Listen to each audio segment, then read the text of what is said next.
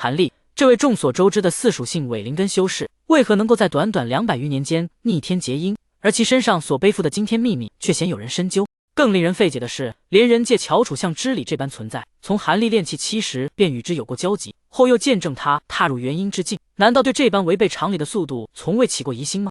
這背後究竟隱藏着怎樣的生存智慧與修仙世界的運行邏輯？韓立的修仙之路絕非單純依靠所謂的主角光環，若深入剖析，便會發現這是一套精心構建的生存哲學。在弱肉強食、危機四伏的修仙界，韓立的第一原則始終如一：只有死人才能真正保守秘密。這位看似溫和，實則殺伐果斷的韓老魔，從不給人留下探究其底細的機會。凡是見過他核心底牌與稀有寶物之人，大多已化作塵土。從黃風谷到亂星海，韓立雖堪稱行走的移動寶庫，手握驚雷竹飛劍、神秘小綠瓶、辟邪神雷、九曲靈參等逆天資源，卻能安然無恙。關鍵在於他從不心慈手軟，疑惑往往在萌芽階段便被徹底扼殺。那些可能洩露秘密的目擊者，往往在認出寶物珍貴性的瞬間，便已注定無法活着離開。韓立的這一生存哲學，在其與玄古上人的死戰中展現得淋漓盡致。這場發生在亂星海的狹路相逢，不僅是功法與資源的爭奪，更是生存智慧的終極較量。玄古上人這位縱橫亂星海多年的老牌修士，以其廣博見識，成為韓立前期遭遇的最大威脅之一。當韓立祭出青竹風雲劍，催動辟邪神雷的剎那，玄古便敏銳地識別出了驚雷竹的來歷。更令他震撼乃至癲狂的是，韓立竟能持續不斷地祭出此等稀有飛劍，即便在小石山一戰後理應消耗殆盡的情況下。玄古那聲嘶吼：“這就是辟邪神雷！你到底有幾口驚雷竹飛劍？”不僅是對韓立底牌的質問，更是對其違背常理資源儲備的驚駭。耐人尋味的是，玄古的敗亡並非源於實力不濟，反而恰恰輸在其見識過於廣博。正因為他深知驚雷竹的稀世價值，才會被韓立源源不斷的飛劍攻勢打亂心神，在心態失衡中露出致命破綻。這場戰鬥揭示了一個殘酷現實，在修仙界，有時候知道的太多，反而可能成為催命符。韓立深諳此道，他的秘密守護機制正是建立在大多數敵人無知或來不及傳播所知的基礎之上。在元陰期之前，除卻與玄古的生死之戰被迫底牌盡出，韓立絕大多數時候都恪守着極致的藏拙之道。這一策略可細分為3個層面：第一，審時度勢，絕不硬拼。面對實力遠超自己的對手，韓立從不逞強。風雷翅成為他最佳的逃生工具，一旦形勢不利，立即遠遁，絕不戀戰，更不暴露真正的底牌。這種留得青山在的務實態度，使他避免了無數不必要的風險。第二，量敵用器，深藏不露。對抗實力相當的對手時，韓立也極少動用驚世駭俗的寶物，普通法器足以解決多數問題，何必暴露驚雷竹這般可能引來更大災禍的底牌？這種精準的資源分配意識，最大限度地減少了秘密洩露的可能。第三，認知落差形成的天然屏障，即便偶爾迫不得已顯露一絲端倪，絕大多數旁觀者也難以識別其真正價值。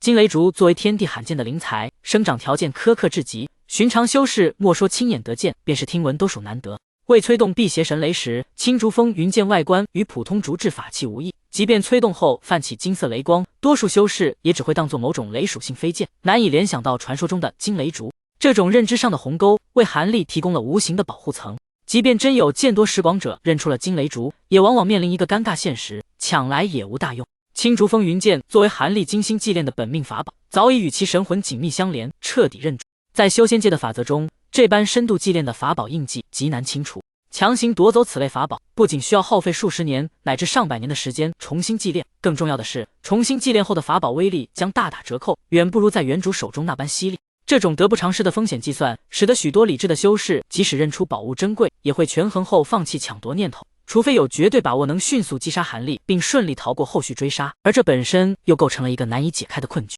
從更高維度審視，韓立所擔憂的被懷疑、被覬覦問題，在化神修士眼中可能根本不值一提。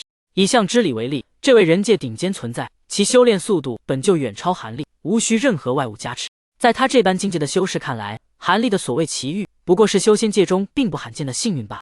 化神修士的心境與追求早已超脫凡俗層次，他們的全部心思都放在如何突破瓶頸、偷渡飛升這等關乎大道根本的問題上。人界的靈財寶物，在他們眼中不過塵埃，毫無吸引。這就如同世俗中的富豪不會在意路人兜裡的零錢一般。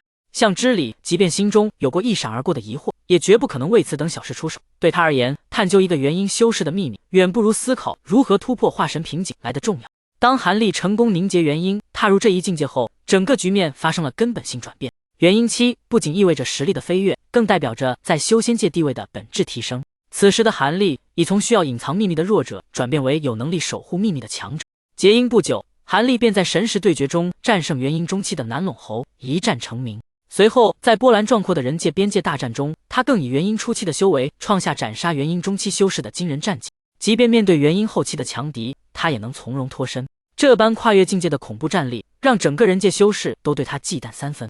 此時的韓立已建立起自己的安全區，即便有人心中仍有疑慮，也絕不敢輕易試探。在修仙界，無故招惹一位元嬰老怪是極度不明智。韓立用實力構築了一道無形屏障，讓懷疑止步於猜測，無人敢付諸行動。縱觀韓立的整個修仙歷程，其秘密得以保守，絕非偶然，而是一套系統生存智慧作用下的必然結果。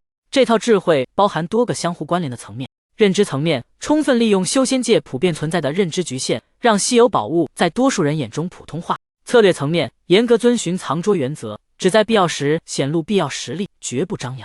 心理層面，準確把握不同層次修士的心理狀態與利益考量，預判他們的行為模式。實力層面，隨着修為提升，不断調整守護秘密的策略，從躲避到威懾的轉變自然流暢。實際層面，精準判斷何時該隱忍，何時該爆發，何時該遠遁，何時該滅口。這套完整的生存體系，使得韓立能夠在危機四伏的環境中步步為營，最終成就大道。凡人修仙傳最令人着迷之處，或許正在於此。這裡沒有天生的主角，只有憑借智慧、毅力與決斷，在殘酷世界中掙扎求存的幸存者。韓立的成功不是命運饋贈，而是無數次正確抉擇的累積。他的秘密得以保守，不是運氣使然，而是精心設計的結果。在弱肉強食的修仙世界，韓立用他的經歷詮釋了一套頂級生存法則。真正的安全，從來不是靠他人施捨或命運眷顧，而是靠自己的謹慎、謀略與實力一點一點構築起來的。每一步都算盡人心與利弊，每一次抉擇都基於對生存環境的深刻理解。